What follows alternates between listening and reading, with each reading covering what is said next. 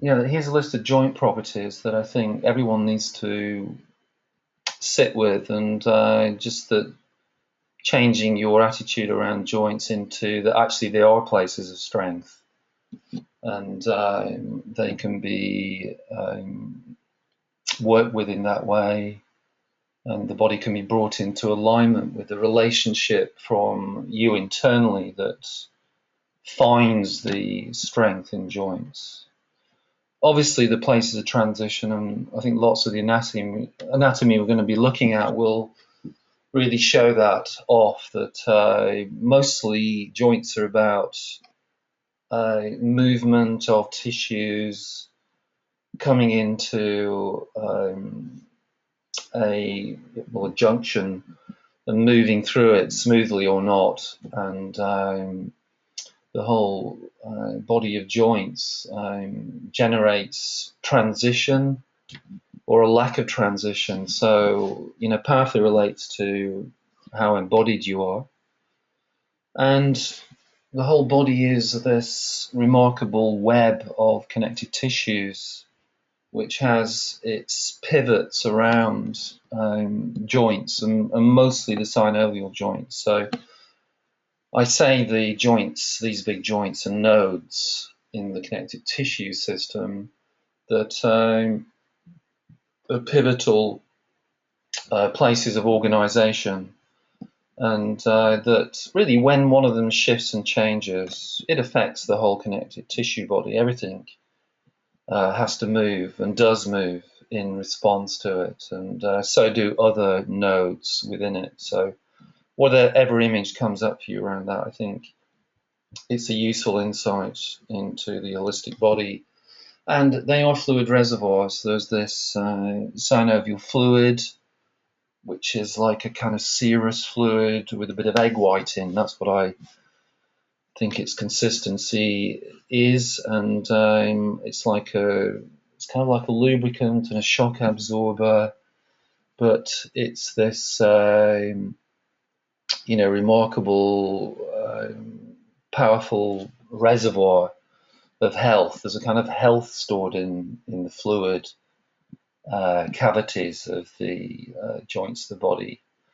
And yeah, joints talk to each other for sure. I mean, obviously, the knee talks to the hip and the ankle, but it also talks to the other knee, and it has conversations with joints in the arms. I guess it's resonance in the arms as the elbow, and all these big synovial joints, in constant relationship with each other. So that's something that you can notice in your own body by paying attention to it. Or if you touch somebody else's body, you can notice that as well as a property. Let's have a look at some of the images here I've got, which are all from Theme, the publisher, and at the end of this presentation there's a reference to the fabulous anatomy atlas that has generated these. But anyway, you can just see here this kind of first layer of the joint, which is the bones, and it's a colliding of four bones, actually, isn't it? So there's the huge thigh bone, or the femur, and then there's this the main bone of the lower leg is the tibia, isn't it? But you see how they both come into this kind of bulbous ending, so there's a kind of increase in width, and actually there's a densification of the bone as it comes into that meeting place. And then there's the curious bone of the fibula, isn't there, which is sort of supporting the tibia and kind of sat into the side of it. And as we'll see shortly, it's not just all about a joint that's holding it in place. There's a very powerful membrane that's generating almost a kind of continuity between the tibia and the fibula. And then there's this kind of round, almost rock-like structure of the patella that's sat on the front, and ideally its position is slightly north of the joint cavity, and it's protection, isn't it? It's all about protection of the joint. Obviously, if you're going to fall, chances are you're going to strike the front of the joint. Plus, as we'll see as well, it's a powerful attachment place for lots of major connected tissues. The other thing that shouts at me is these two big facets. The top right image has got these beautiful white facets, and it's a kind of slightly saddle-like, isn't it? There's a kind of rolling surface there that allows the knee to make its biggest movement. So that kind of flexion, extension movement. It makes a little bit of side movement, doesn't it? But not too much. So that's the bones and the shape of the bones.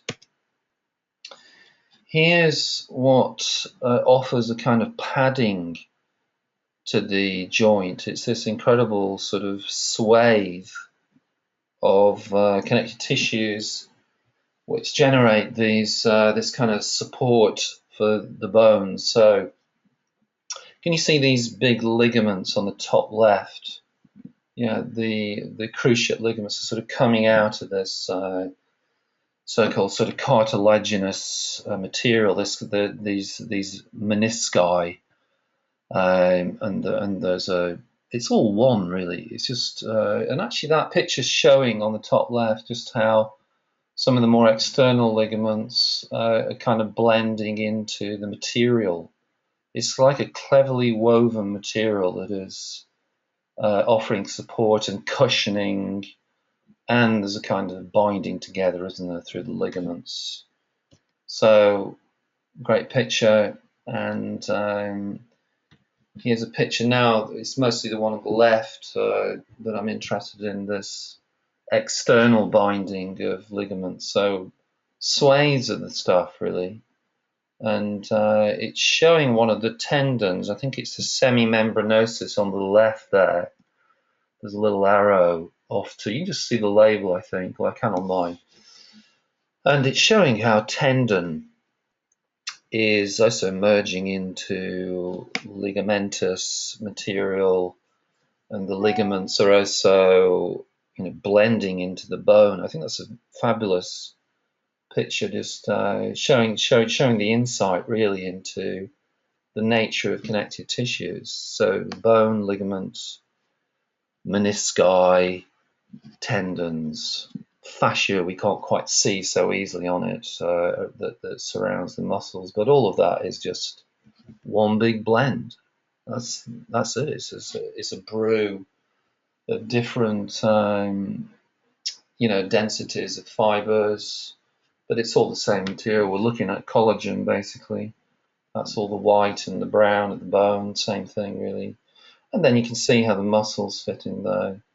Yeah, so it's kind of flowing into muscle as well. What else? Yeah, this is a great picture. Let me just talk about the one on the right. So this flat down of the patella with its sort of patellar ligaments. And you can see the bone is sat, well, obviously it's a floating bone, and it's sat in this swathe or sea of tendon ligament fiber. You can see the cutaway of it. And so that's fascinating to reveal the cavity space, the synovial space, and you can see a little bit of the meniscus there on the left, and a little bit of the cruciate ligament. And then the picture on the right is there's been an injection into the synovial space, which goes a long way. It really does ride up the head of the femur, and actually right at the top there is the bursa on the front. And then it's taken the synovial membrane away just to show that there's a big space there. So, when I say that synovial joints are full of fluid, you can see there is a lot of fluid there, including the bursa. That's obviously a bursa. A bursa is a fluid bag that is there to protect. So it's generally around key facets of the joint.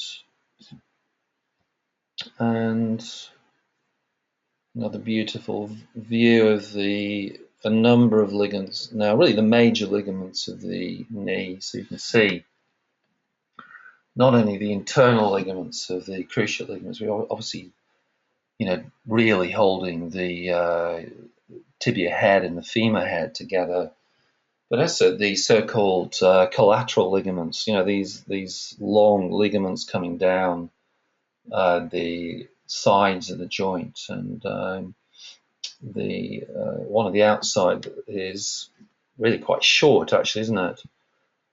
So that's on the left side there, on the fibular side, and then the one on the other side, the inside of the knee, or the medial side, is seriously long, isn't it? That's something just to note there. This tremendous length of the medial one, and this kind of shortness of the one on the right. The one on the right is hooking into the fibula, so the fibula really is part of the knee joint dynamics. And obviously these ligaments can get into all kinds of shapes, so tend to go into hypertensile shapes, so strong overtense ligaments, which can disturb the balance of the knee joint and reposition it, or the opposite, this kind of weakness. And it tends to be a mix of the both. So just to say that, and when we come to the self-experience exercise, it'd be great to add a little bit of touch in as well, so you can get some sense of what's going on in your knees in terms of detail. Another fabulous picture, one on the left, a little bit like the previous one, just showing the patella, and actually just how broad that patellar ligament is. It really is quite a massive ligament. There's not many ligaments so wide as that. And ligaments are not muscles, but as far as I'm concerned, connective tissues can contract, definitely, and ligaments certainly can do that. They can get densified and contractile, so you could see what might happen if something as big as the patellar ligament did just that. It would be difficult to bend the knee. And the one on the right showing some detail of the cruciate ligaments, which, as you know, an ACL, the anterior cruciate ligament, is a very common injury in lots of sports. So football, soccer rather, and rugby, I guess American football, and skiing. Anything that involves sudden shifts in direction. So the body's twisting, and then, with a bit more force, it can be quite dramatic. But hey, these days there's the most remarkable keyhole surgery, which is resulting in very, very powerful recoveries, and athletes coming back into 95% recovery. That's incredible. Here's some bended knees from the one on the left is A, medial meaning inside, and B, lateral meaning outside. You can see exactly what I was saying before. The patellar ligament is huge. That's the one at the front there. It's a serious structure. And then the one on the left, the medial one, is very wide, isn't it? And I think really just is a bit of a sort of stopper for the sort of medial movement of the knee, to protect the knee from sort of bending in. I'm guessing that's why it's so wide, and that tends to be the tendency of the knee, doesn't it? So the feet and the arch of the feet and the angle of the arch will tend towards bowing in the knees, and then the one on the outside is much thinner, isn't it? Much shorter, and there's a really remarkable view of the patellar ligament, now showing some of the muscles in the thighs, and how really this sort of flow of connective tissues that passes through the knee starts to flow upwards into the thigh, and all the major muscle groups of the thigh right into the hip. It's trying to show some of that. And then down it goes the other way. Now we're seeing this interosseous membrane between the fibula and the tibia. If you can see that, it's here. I'm going to use my arrow. Suddenly realised I can do that. So all this here, and then this is just, carrying on with other muscle groups down here, which isn't being shown, and just flowing right down to the foot. So whatever goes on here affects what is above and what is below, and what is above that and above that. So that things that are happening in the neck really can translate into the position of your head on your cervical column, or the shoulder balance, or what's going on in your diaphragm and your rib cage and your breathing, and maybe how you are able to use your hands and arms. So it's tremendous. Here's a view of some of the, really some of the most powerful muscles in the body, because they can lift the whole weight of the body just through plantar flexion. So that says a lot about these muscles here. You can see that this muscle is spanning the back of the knee.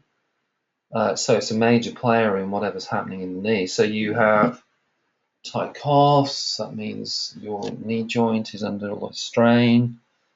And you can see this tremendous ligament here, or tendon it's called, the Achilles tendon, which is, in my mind, part of the knee complex. I know it's not next to the knee, but it's just such a powerful influence of what might be going on in the knee here. So held tension here, a kind of charge in these big muscles, those are the soleus underneath it, can result in a great deal of tension in the knee. So if you can relax these muscles, great. You can really relieve the joint of a lot of issues around, really, ultimately wear and tear. And the same goes for the hamstrings. Here they are coming down around the back of the knee. They're also part of that whole phenomenon. And the same goes for the front of the knee. So the thighs, the rectus muscle, the front there.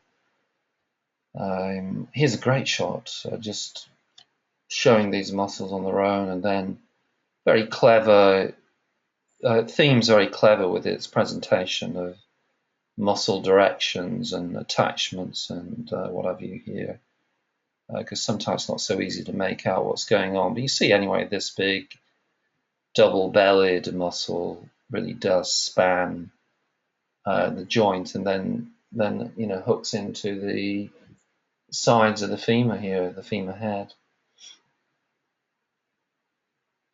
Oh, I'm just going to go back there. Yeah, I like that. That's showing the knee and the ankle joint, isn't it? Along with the whole arch of the foot, and really giving clues to how that all might stack up, depending on what's going on here, in this kind of tensile energy of this muscle here. It's going to have a huge influence on the whole lower leg. A nice picture along the sort of medial aspect here. Oh, sorry, the lateral. That's a very nice shot. Again, I like these pictures because they show this kind of flow from muscle to connective tissue, back to muscle, down to other kinds of connective tissue, right down to the toes. So that's saying to me, without getting into all the names of things, that your knees and your toes are totally, in a kind of slipstream of connective tissue relationships. So there's relationships coming down the side, but also going from the front into the top of the foot and from the back into the plantar part, or the sole of the foot. Picture from the front showing all the musculature here, which is quite complex, really, isn't it? All these sort of long ligaments, which are kind of crazy long, actually, that are going into all parts of the foot. And then this one on the right showing some of the deeper muscles, which you can't quite make out here.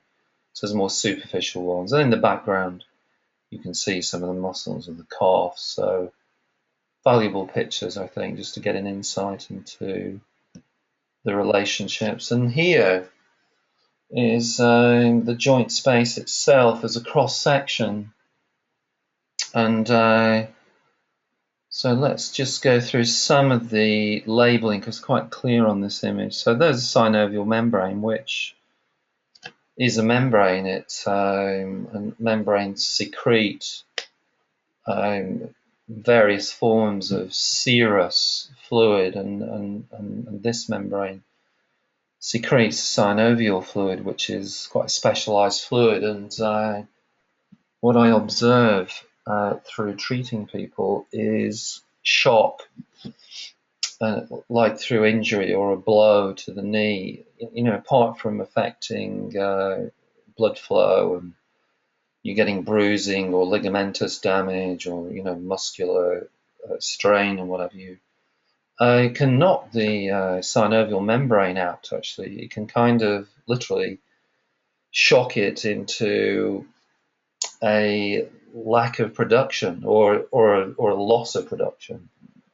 And so the joint's starting to suffer because the membrane is just not functioning how it should do. And that's one of the things that can come back quite quickly with the right touch or the right awareness. Membranes are extremely sensitive parts of the body and very responsive. So just to say that. And then the picture below is showing more detail. Here's these sort of surface of the bones, which is covered by this remarkable hyaline cartilage, it's called, isn't it? It's a kind of almost glassy looking connective tissue. And then here's the padding of the meniscus, which is kind of one structure, but you can see how it's utilized.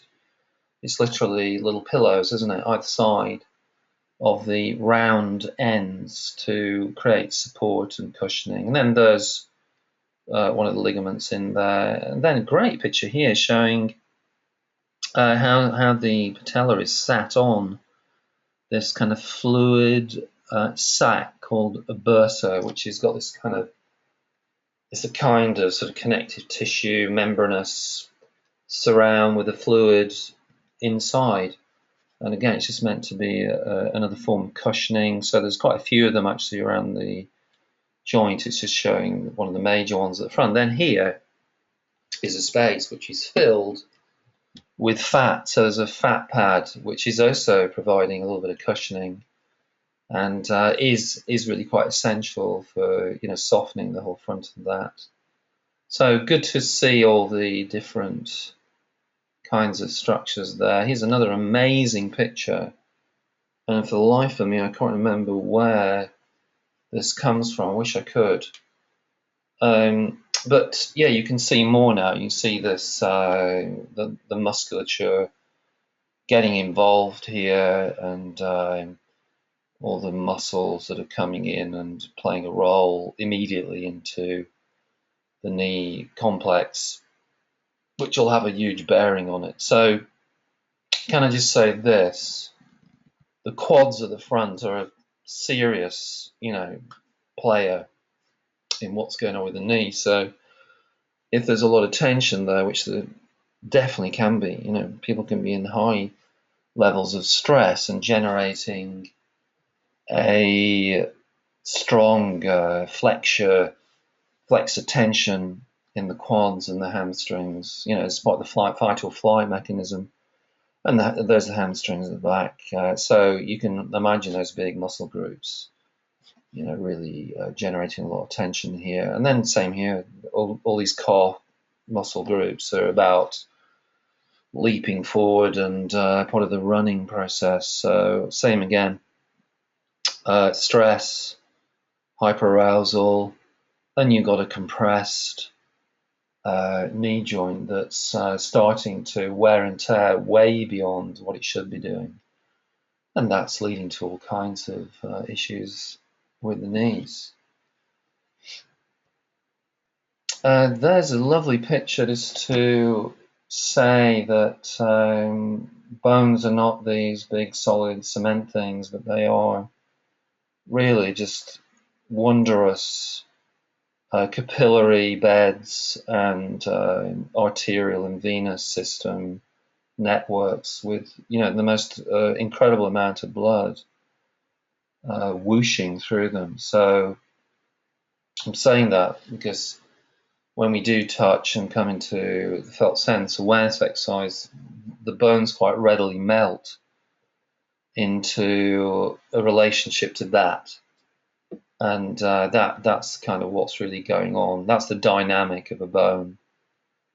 And there's another picture just showing, which I really love, just showing just how amazingly organized bones are around blood. The architecture here is surprising almost, isn't it? There's this sort of circle of arterial flow, and then there's a core of venous drainage, really, that ultimately goes back to the vena cava. And obviously, a lot of this is to do with what's going on in the marrow. But it'll just help appreciate that bones are soft and full of blood at one particular perception. Great. So I've been talking a while, and I'm just wondering, before I get into talking through a felt sense awareness exercise, whether anybody's interested in saying anything. And can I just draw your attention to your control panel where it says attendees, and then there's a little hand, I think 1, 2, 3, 4 columns in. And if you have a question, maybe you can just tap that so I know you might want to ask a question. Great. And I will just unmute you. So, unmute, yes. So, Jess, I'm just wondering what your question might be. Can you hear me? I can't quite hear you, actually. There's a distant sound. I wonder if I'm... No, let's see if I'm muting something. I don't think so. Sorry, I just can't make it out. Damn. Say again. I tell you what, maybe you can just email me your question. That might be quite useful. Oh, hi, Jed. Yes. Or perhaps you can ask a question under questions. I think that might be possible.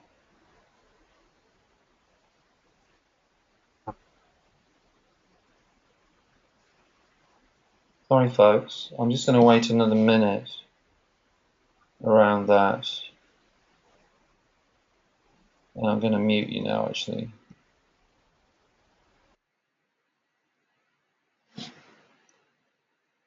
Okay. So here's a question. Yes, Jed, you spoke of joints as being load-bearing, but isn't the knee really more of a load-transferring joint? Yes, totally agree with you. I think that's the thing. Probably about any joint, really, that the weight of the body is being smoothly, is getting translated through it. So yeah, I totally agree with that. So scratch load bearing and put load transferring, definitely.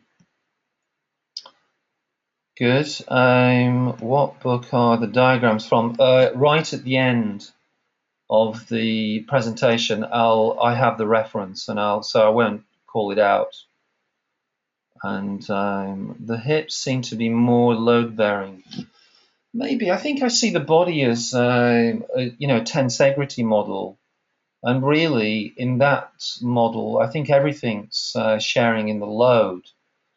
So I don't just think, oh, it's the joints. I think it's all the different flows of tissues. I think the tissue field is the load bearing, and therefore that's really important to comprehend. Actually, I think therefore the muscle tone or lack of it has a huge influence. The kind of fluid dynamics in the body is no small thing. The health of your fascia again makes a huge difference to the way your body can deal with gravity and can streamline the sort of forces that are coming through the body. Okay, well look, let's go on to felt sense awareness exercise. And can I get you to sit? Well, you probably sat already, but sit with the soles of your feet on the floor, and just let your weight go into your sitting bones, and then bring the palmar surface of your hands to your knees, and just let them wrap over the patella, really, at the front of the knee, and then just relax your arms, and then come into whole body awareness. So that's you dropping into your field of sensations, which are coming to you from everywhere. So I just like you to appreciate, before we get into the knee, that you're not just a pair of knees, that you do have four limbs, and there's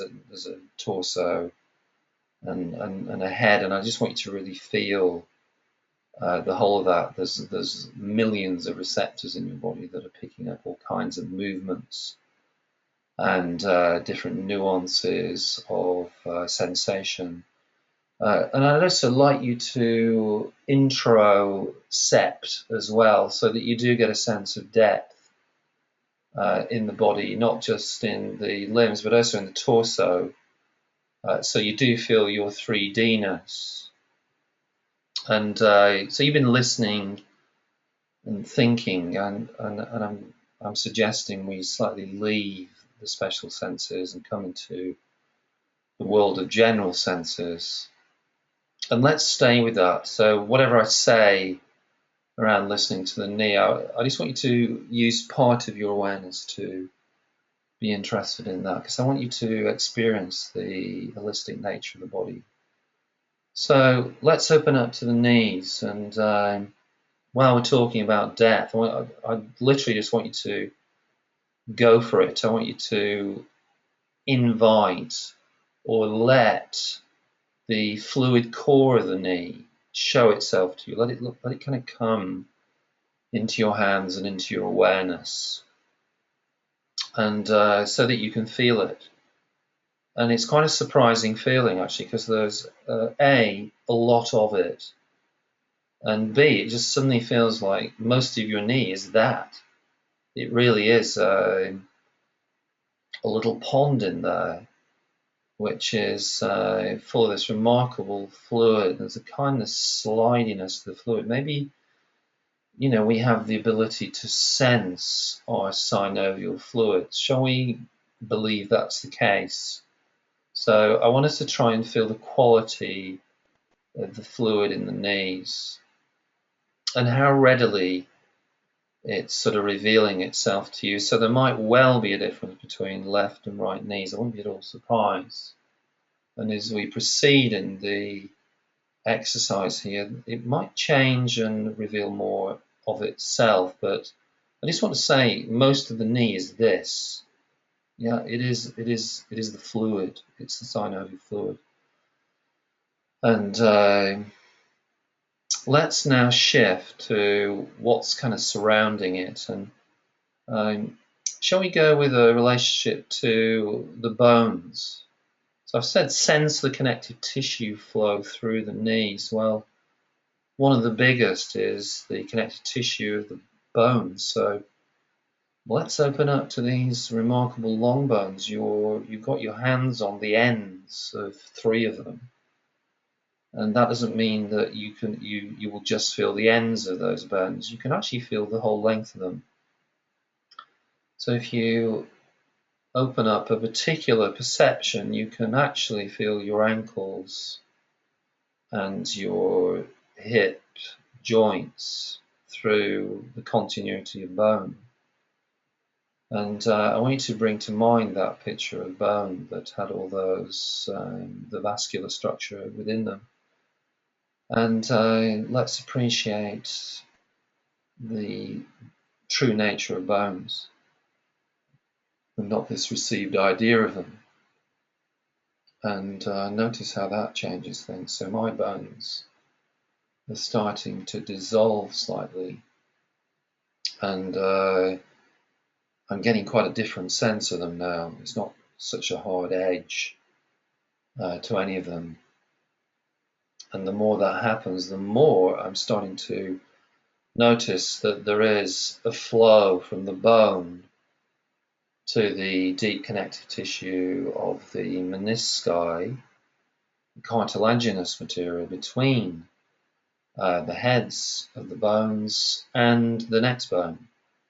So let's open to that, and then the deep ligaments of the cruciates are also part of that deep flow, where one bone is flowing into another through each of those ligaments, and that opens up a whole continuity that I think knees really like and often can be deprived of.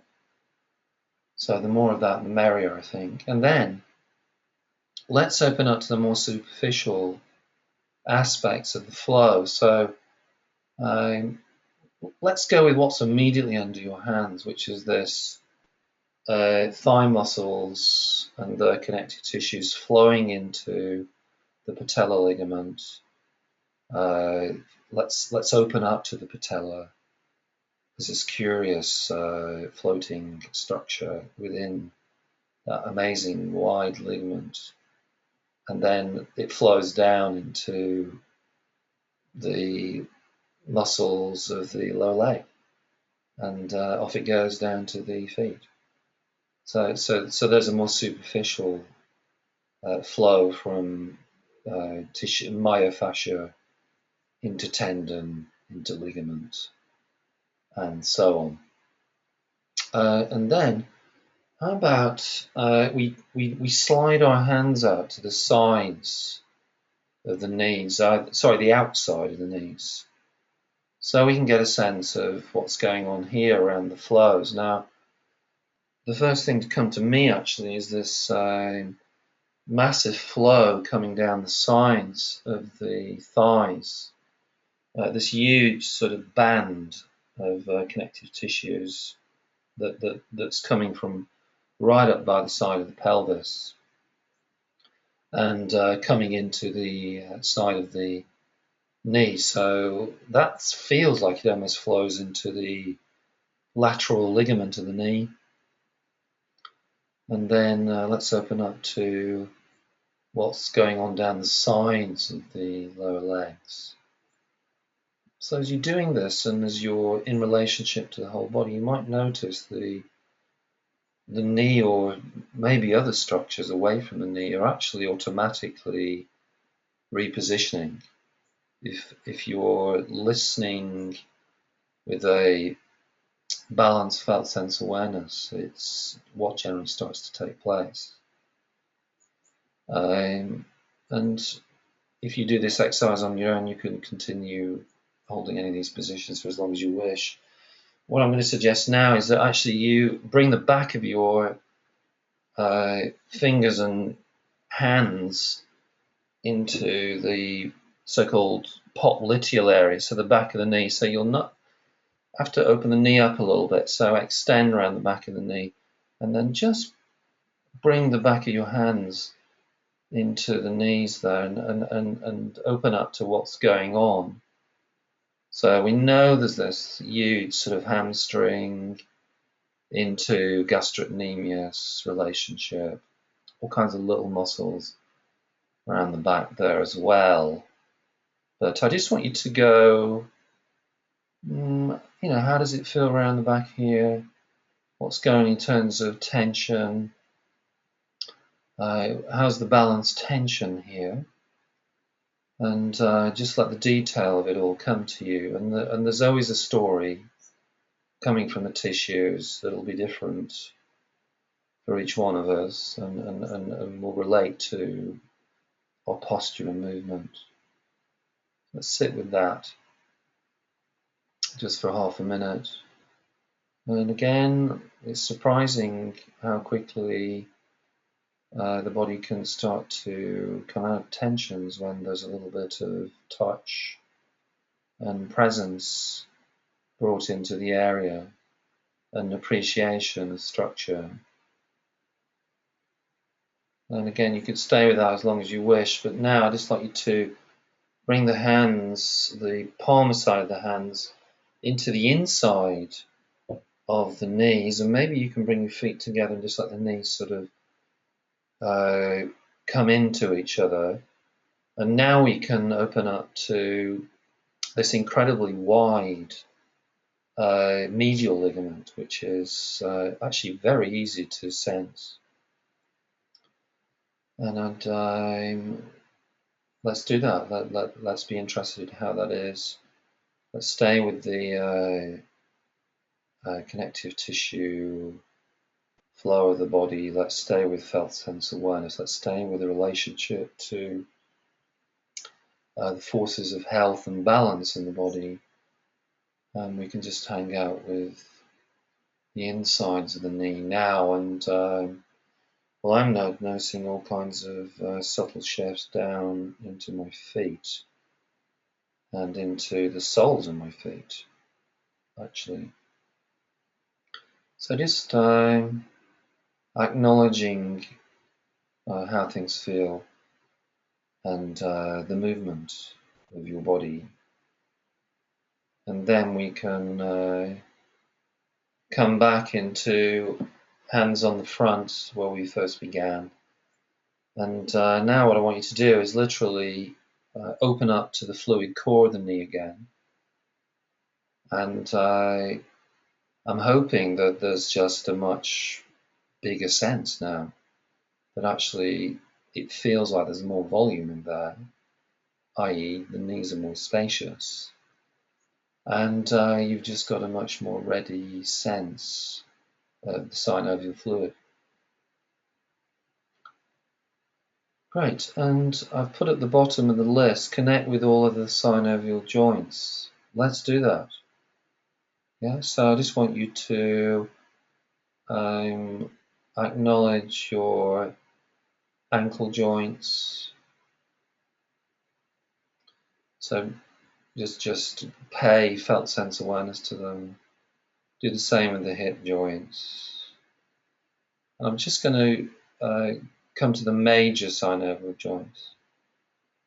And let's do the same in the arms. So shoulder joints, elbow joints, and wrist joints. So they're the big sort of major synovial joints of the body. Obviously, there's lots of them as well running down the spine. And I'd just like us to generally open up to all those fluid joint spaces that are running through all the facet joints of the spine. Right, and really I just want you to sit with that and notice what a remarkable space it is, one that's often buried in our consciousness,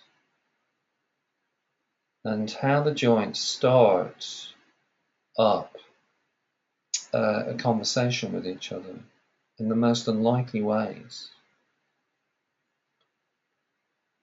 And it gives the body a deep opportunity to integrate itself through its synoviums. So I'm just going to be quiet for about a minute.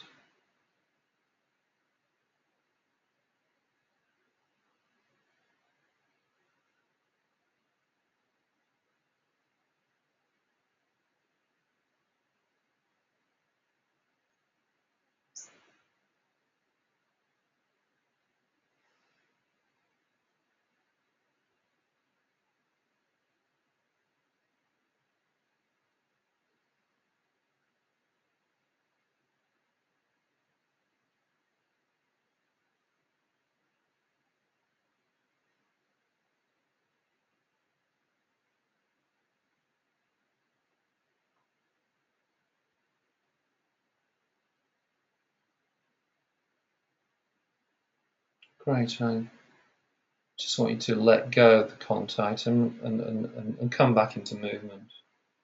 So let your awareness connect into the space around you. And hopefully that was useful. So perhaps I could just end things with some conclusions here. And basically, the knee is clever. You know, it's a remarkable design. There's no doubt about that. It's been asked to do quite a lot, and it's very smart. It is the key joint in the legs, in my mind.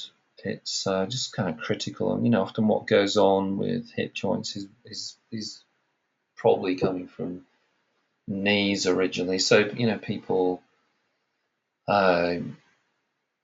need to pay attention to the key joint, I think. Look after it, and the brain is kind of super crazy about the weight-bearing synovial joints, and not only is the cerebellum, but lots of other parts of the brain are really interested in it and receiving all kinds of information. So, if the knees aren't doing so well, just to put it simply, the brain gets distressed because it's not getting what it wants, in terms of information, probably.